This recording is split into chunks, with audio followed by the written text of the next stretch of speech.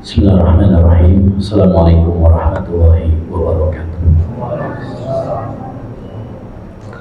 Alhamdulillahirabbil alamin wa bihi nasta'in ala umuri dunya waddin. Wassalatu wassalamu ala asyrafil anbiya'i wal mursalin nabiyyina Muhammad wa ala alihi wa sahbihi ajma'in wa man ihtada bi huda wattaba'a atharahu ila yaumiddin. Amma ba'd. Kaum muslimin wal muslimat yang semoga senantiasa dirahmati dan diberkahi oleh Allah Subhanahu wa taala. Alhamdulillah, kembali kita dipertemukan oleh Allah Subhanahu wa taala dalam majelis ilmu yang berbarokah untuk mengkaji dan mempelajari hadis-hadis Nabi Muhammad sallallahu alaihi wasallam. Kita telah sampai pada pembahasan hadis yang ke-10 dari kitab Al-Arba'un An-Nawawiyah. Bismillahirrahmanirrahim. An Abi Hurairah radhiyallahu anhu qala. Dari sahabat Abu Hurairah, semoga Allah Subhanahu wa taala meridhoinya, beliau mengatakan. Jadi hadis ini diriwayatkan dari sahabat Abu Hurairah. Abu Hurairah nama aslinya adalah Abdurrahman bin Sakhar. Beliau adalah seorang sahabat yang paling banyak meriwayatkan hadis. Terhitung hadis yang diriwayatkan dari jalur Abu Hurairah radhiyallahu anhu adalah sekitar 5.375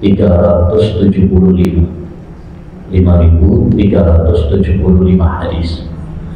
Jadi banyak sekali. Makanya beliau termasuk sahabat yang paling banyak meriwayatkan hadis. Maka siapapun yang mencela Abu Hurairah, menghina Abu Hurairah radhiyallahu anhu, maka pada hakikatnya dia ingin untuk menghancurkan Islam, ingin menolak hadis-hadis Nabi Muhammad sallallahu alaihi wasallam. Beliau mengatakan, semoga Allah meridhoinya, dan adab kita kepada sahabat Abu Hurairah dan kepada para sahabat Nabi yang lain adalah senantiasa mendoakan. Walladzina ja'u min ba'dihim yaquluna rabbana ighfir lana wa li ikhwanina alladzina sabaquna bil iman wa la taj'al fi qulubina ghillan lil ladzina amanu rabbana innaka ra'ufur rahim. Dan orang-orang yang datang setelah mereka mengatakan, ya Allah, ampunilah kami dan orang-orang yang telah mendahului kami dalam keimanan. Jangan jadikan di dalam hati kami kebencian kepada orang-orang yang beriman. Jadi kita mendoakan kebaikan untuk para sahabat Nabi Muhammad sallallahu alaihi wasallam. Dan inilah ma'asyiral muslimin, keutamaan para sahabat, para ulama dan orang-orang yang berilmu. Walaupun mereka sudah meninggal dunia, tapi mereka tetap mendapatkan transfer pahala dari orang-orang yang mendoakan mereka. Abu Hurairah sudah meninggal, tapi Masya Allah, seakan-akan beliau masih hidup, karena sering disebut namanya, diangkat derajatnya oleh Allah Subhanahu wa ta'ala. Yarfa'illahu alladhina amanu minkum walladhina utul ilma darajat. Allah Subhanahu wa ta'ala mengangkat derajat orang-orang yang beriman dan orang-orang yang berilmu di antara kalian. Qala Rasulullah sallallahu alaihi wasallam, Rasulullah sallallahu bersabda, Inna Allah ta'ala tayyibun la yaqbalu illa tayyiban. Sesungguhnya Allah Subhanahu wa ta'ala itu tayyib, baik, dan tidak menerima kecuali yang baik. Jadi Allah Subhanahu wa ta'ala itu baik, ucapannya baik, perbuatannya baik, syariatnya baik, ucapan-ucapan Allah SWT baik, semuanya jujur, tidak ada kebohongan di dalamnya. Perbuatan-perbuatan Allah Subhanahu wa ta'ala baik, tidak ada kezaliman di dalamnya. Makanya Allah Subhanahu wa ta'ala berfirman, wa tammat kalimatu rabbika sidqan wa adla telah sempurna kalimat Rabbmu, jujur dan adil. Jujur yakni dalam ucapan-ucapannya, berita-beritanya, tidak ada kebohongan, kedustaan di dalamnya. Oleh karenanya Allah berfirman tentang Al-Quran, Alif Lam Mim, Dzalikal Kitabu la raiba fihi. Ini adalah Al-Quran yang tidak ada keraguan di dalamnya. Wa adla dan adil, yakni hukum-hukum Allah SWT, syariat-syariat Allah SWT, perbuatan-perbuatan Allah SWT, semuanya dibangun di atas hikmah, di atas keadilan. Tidak ada perbuatan Allah SWT yang mengandung unsur kezaliman kepada hamba-Nya. Ya, oleh karenanya karena Allah SWT baik, ucapannya baik, perbuatannya baik, hukum-hukumnya baik, syariat-syariatnya baik, maka Allah SWT tidak menerima dari amal perbuatan hamba kecuali yang baik. Dan amal hamba yang baik yaitu amal yang memenuhi dua syarat. Yang pertama adalah ikhlas karena Allah Subhanahu wa Ta'ala, dan yang kedua, amal tersebut sesuai dengan tuntunan Rasulullah SAW. Itu baru namanya amal dikatakan baik. Oleh karenanya dalam surat Tabarak Allah mengatakan liyabluwakum ayyukum ahsanu amala. Allah Subhanahu wa Ta'ala ingin menguji kalian siapa yang paling baik, bukan paling banyak, tapi paling baik.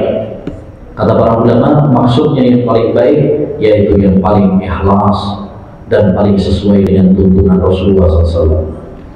Jadi karena Allah itu baik ucapannya, perbuatannya, hukumnya, syariat-syariatnya, maka Allah pun tidak menerima kecuali amal-amal yang baik, yaitu amalan yang ikhlas hanya karenanya dan yang sesuai dengan tuntunan Rasulullah. Adapun amalan-amalan yang tidak ikhlas, maka tidak diterima oleh Allah Subhanahu wa Ta'ala. Begitu juga amalan-amalan yang tidak sesuai dengan tuntunan Rasulullah, nggak bakal diterima. Makanya dalam hadis yang kelima dulu sudah kita pelajari, man amila amalan laisa alaihi amruna fahuwa radd. Kata Nabi alaihi salatu wassalam, barang siapa yang melakukan suatu amalan yang tidak ada contohnya dari kami, maka amalan tersebut tertolak. Kemudian kata beliau, wa inna Allaha amara al-mu'minina bima amara bihil mursalin. Dan sesungguhnya Allah Subhanahu wa Ta'ala memerintahkan orang-orang yang beriman dengan apa yang Allah perintahkan kepada para nabi dan utusan. Artinya sama saja. Apa yang Allah perintahkan kepada para nabi, Allah perintahkan juga kepada orang-orang yang beriman. Ya, karena para nabi itu panutan. Jadi sama saja. Perintah Allah kepada umat Muhammad itu sama seperti perintah Allah kepada Nabi Muhammad SAW. Tidak ada perbedaan. Oleh karenanya para ulama membuat satu kaidah bahwa hukum asalnya dalam masalah perintah dan larangan, dalam masalah hukum-hukum syariat, hukum asalnya tidak ada perbedaan antara nabi dan umatnya kecuali apabila ada dalil yang membedakan. Kecuali apabila ada dalil yang membedakan. Ya, sebab Allah Subhanahu wa Ta'ala berfirman, laqad kana lakum fi Rasulillahi uswatun hasanah. Sungguh pada diri Rasulullah adalah suri tauladan yang baik. Ya, dalil yang menunjukkan tentang kaidah ini bahwa hukum asalnya perintah Allah, larangan Allah kepada nabinya, berarti juga adalah perintah dan larangan untuk umatnya juga. Firman Allah SWT ketika mengatakan wala taqul lahuma uff wala tanharhuma. Wahai Muhammad, janganlah kamu mengatakan kepada orang tuamu dan jangan membentaknya. Ayat ini ditujukan kepada Nabi Muhammad. Ayat ini ditujukan kepada Nabi Muhammad. Tapi apakah khusus untuk Nabi Muhammad saja atau mencakup umatnya juga? mencakup umatnya juga. Kalau ayat ini hanya khusus untuk Nabi Muhammad, kurang faedahnya. Kenapa kurang faedahnya? Karena ketika ayat Al-Quran diturunkan kepada Nabi Muhammad sudah nggak punya orang tua. Sudah nggak punya orang tua. Kalau ayat ini hanya ditujukan kepada Nabi Muhammad saja, kurang faedahnya Al-Quran.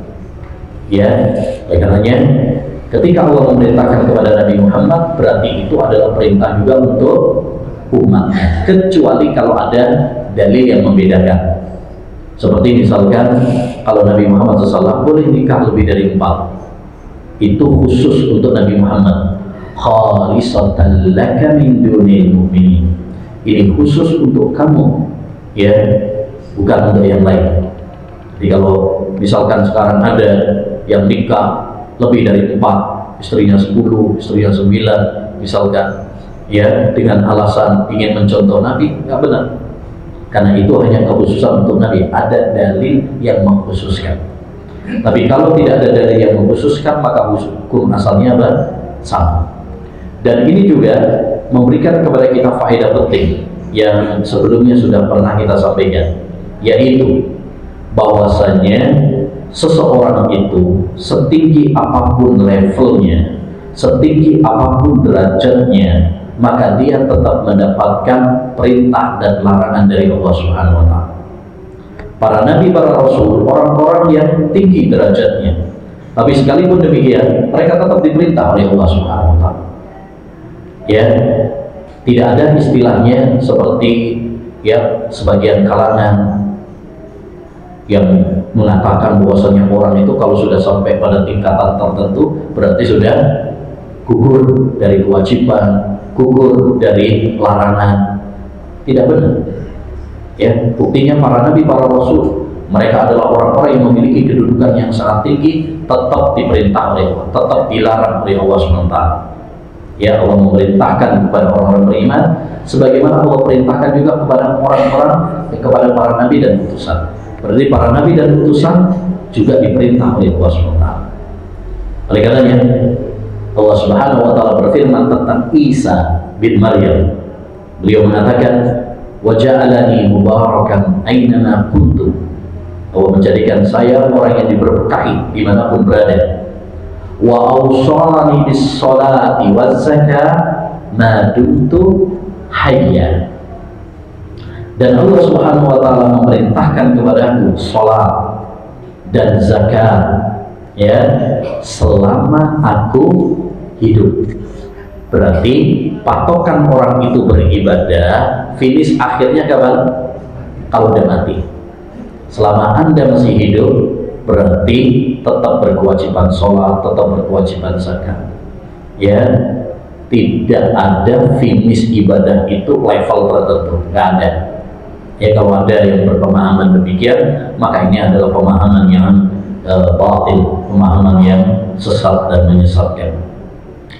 Faqala ta'ala, Allah Subhanahu wa Ta'ala berfirman, ya ayyuhar rusulu kulu minat tayyibati wa'malu shalihan inni bima ta'maluna alim.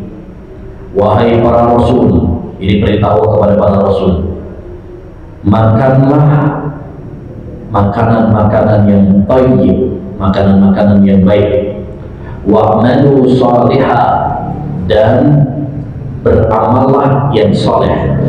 Sesungguhnya aku mengetahui apa yang kalian kerjakan. Ini perintah Allah kepada para rasul. Kemudian wa qala ta'ala, dan Allah Subhanahu wa Ta'ala berfirman, ya ayyuhalladzina amanu kulu min thayyibati ma razaqnakum. Wahai orang-orang yang beriman, makanlah makanan-makanan yang baik yang kami rizkikan kepada kalian. Jadi kalau dalam ayat yang pertama Allah memerintahkan kepada para rasul untuk makanan-makanan, untuk makan makanan yang baik, makanan yang halal. Pada ayat yang kedua Allah memerintahkan kepada para orang-orang beriman untuk makan makanan yang halal juga. Berarti perintahnya sama. Sebagaimana Allah memerintahkan kepada para nabi dan rasul untuk makan makanan yang halal, Begitu juga Allah Subhanahu wa Ta'ala memerintahkan kepada orang-orang yang beriman untuk makan makanan yang halal. Baik, dari hadis ini dapat kita ambil faedah. Yang pertama tadi, Nabi SAW ketika menukil ucapan atau firman Allah SWT dalam Al-Quran, beliau mengatakan Allah berfirman tanpa ta'awud, tanpa ta'awud. Maka di sini faedah penting bagi kita bahwa seorang khatib atau seorang ustaz, ya, apabila menukil sebuah ayat di tengah-tengah khutbah atau di tengah-tengah ceramah, tidak perlu tahu, tidak perlu tahu. Sering kita dapati para khatib ketika khutbah Jumat misalkan, lalu menukil sebuah ayat Al-Quran, ta'awud dulu. Ya, misalkan sholat itu wajib, dalilnya a'udzubillahi minasyaitonirrajim, ya, wa aqimus shalah wa atuz zakat. Ini clear. Ta'awud itu ketika kita mau memulai membaca Al-Quran. Adapun ketika kita ceramah kemudian menukil sebuah ayat, maka tidak perlu tahu. Tidak perlu tahu. Buktinya apa? Dalam hadis ini. Hadis ini Nabi SAW menukil sebuah ayat Al-Quran, tapi tidak dinukil dari Nabi SAW bahwa beliau ta'awud terlebih dahulu. Dan ini telah dijelaskan secara panjang oleh Al-Imam Suyuti, salah seorang ulama mazhab Syafi'i, dalam bukunya Al-Qadadah di Ahkami, ya, Al-Isti'adah.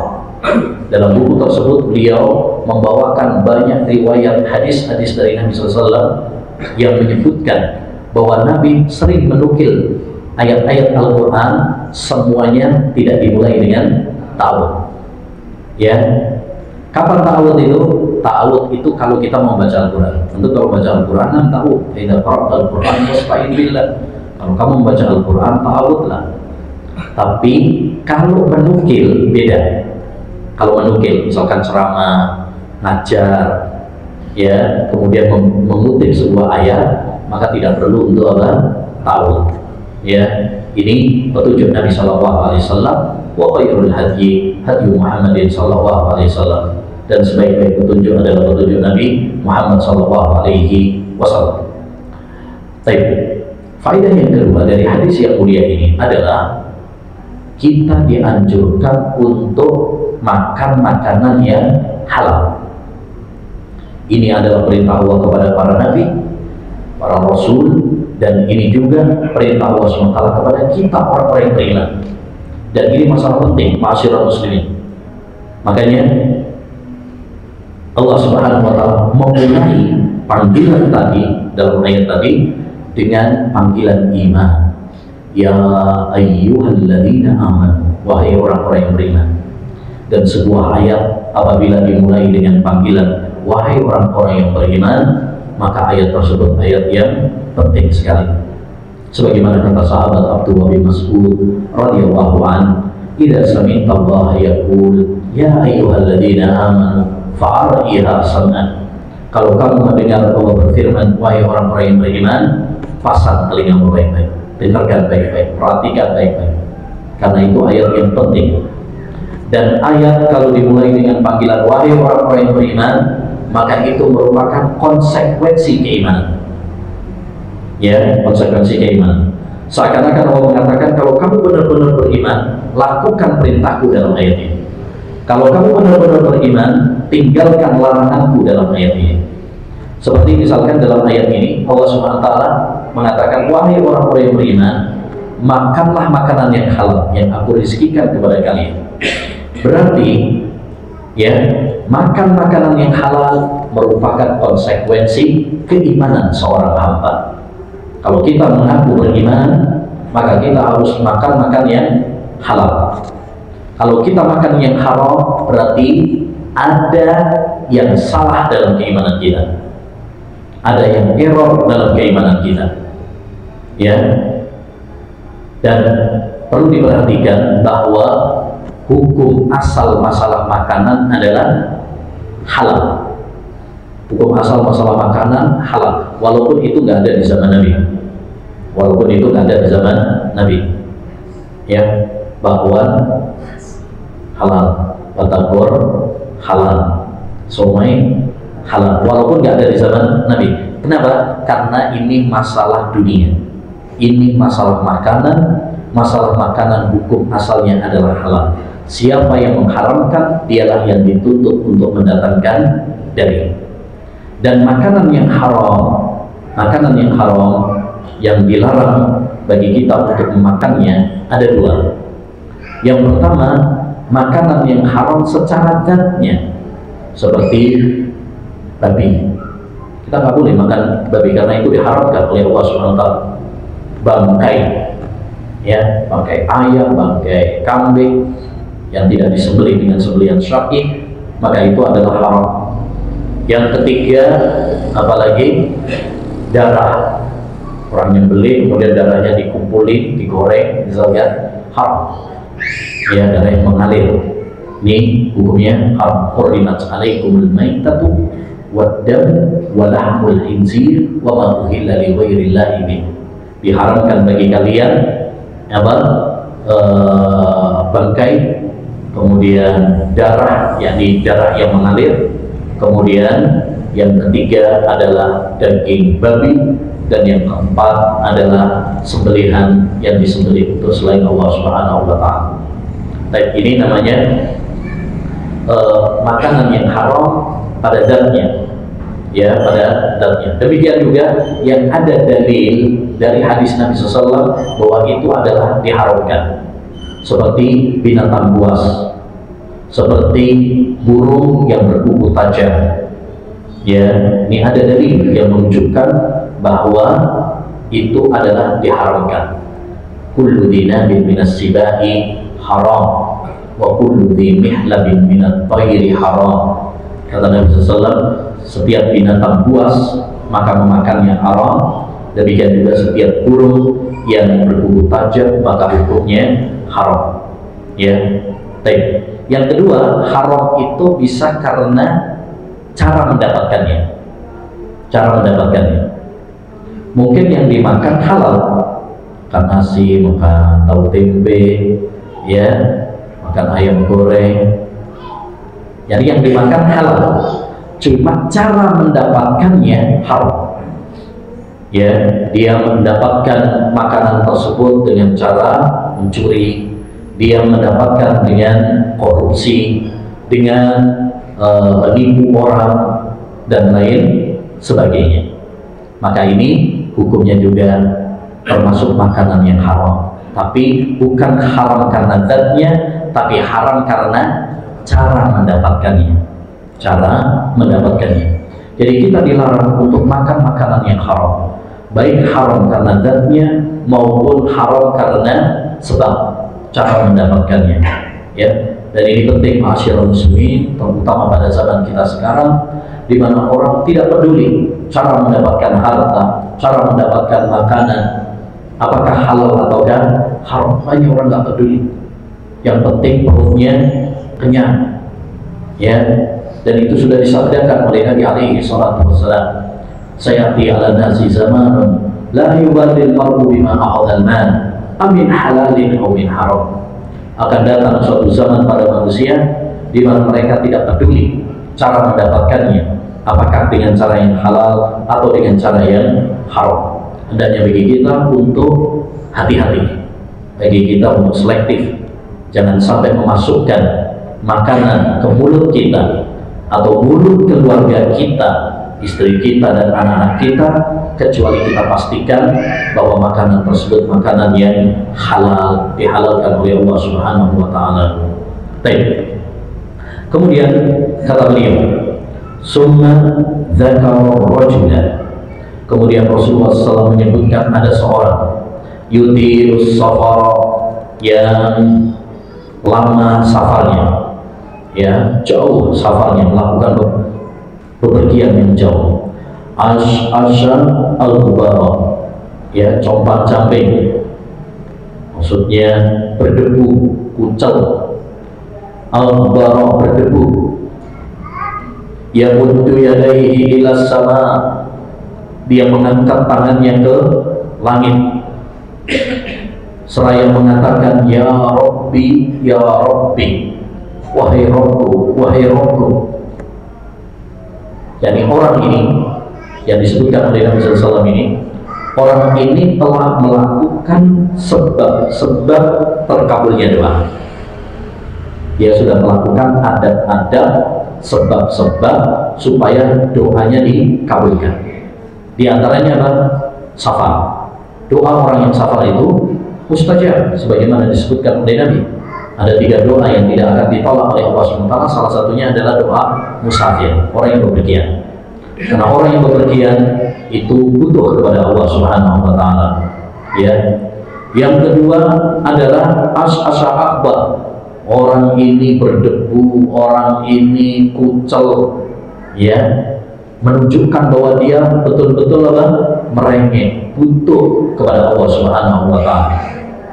Dan salah satu sebab terkabulnya doa yang paling inti adalah kalau orang itu merengek, ya, dalam meminta kepada Allah SWT. Kalau dia betul-betul meminta kepada Allah, merengek kepada Allah Subhanahu wa taala, maka itu adalah ya tanda ya bahwa doanya akan dikabulkan oleh Allah Subhanahu wa taala. Kemudian demikian juga di antara sebab terkabulnya doa yang dilakukan oleh orang ini apa? Dia mengangkat tangannya. Mengangkat tangan ini salah satu adab juga. Nabi SAW pernah bersabda, Inna Allaha hayyun karim yastahyi min abdih idza rafa'a yadayhi ila as-sama' an yaruddahuma sifra. Allah itu malu kalau ada hambanya yang sudah mengangkat tangan kemudian Allah SWT tidak mengabulkan doa. Jadi salah satu sebab terkabulnya doa kalau orang itu mengangkat tangan. Karena orang yang mengangkat tangan tadi berarti menunjukkan bahwa dia betul-betul butuh. Makanya dia pengemis, ya, karena dia butuh uang, maka dia mengangkat tangan seperti ini. Begitu juga kita, tatkala kita butuh kepada Allah SWT, kita mengangkat tangan. Itu menunjukkan bahwa kita mengakui bahwa kita sedang apa? Butuh sama Allah Subhanahu wa taala. Kemudian juga ya Rabbi, ya Rabbi. Di sini adab juga, di antara adab-adab terkabulnya doa. Apa itu? Tawassul dengan nama Allah SWT. Tawassul dengan nama Allah. Rabb itu salah satu nama di antara nama-nama Allah Subhanahu wa taala. Bahkan kebanyakan doa-doa rata-rata diawali dengan Rabb. Rabbana atina fid dunya hasanah, Rabbana ighfir lana, Rabbana hab lana min azwajina, Rabbi zidni ilma, dan lain sebagainya. Ya. Karena itu termasuk di antara adab dalam berdoa, tawassul dengan nama-nama Allah Subhanahu wa taala. Juga di antara adab juga dalam hadis itu adalah apa? Dia mengulang doanya. Ya Rabbi, ya Rabbi. Bukan cuma sekali, tapi diulang. Ya, dan salah satu adab di antara adab dalam berdoa adalah kita mengulang-ulang doa kita. Karena orang yang mengulang-ulang doanya berarti menunjukkan bahwa dia butuh sama Allah. Orang yang mengulang-ulang doanya berarti dia tidak pesimis, tidak frustasi, ya, dalam berdoa kepada Allah Subhanahu wa taala. Jadi orang ini sudah melakukan sebab-sebab terkabulnya doa. Dia sudah ngangkat tangan, sudah safar, dia betul-betul merengek kepada Allah Subhanahu wa taala. Dia sudah tawassul dengan nama Allah Subhanahu wa taala. Dia sudah mengangkat tangannya, dia sudah mengulang-ulang doanya. Ini semuanya adalah sebab-sebab terkabulnya doa. Tapi ya, ada penghalang yang menghalangi doanya dikabulkan oleh Allah. Apa gerangan? Kenapa doanya tidak dikabulkan? Wa mat'amuhu haram. Makanan yang dia makan adalah haram. Wa mashrabuhu haram. Minuman yang dia minum adalah haram.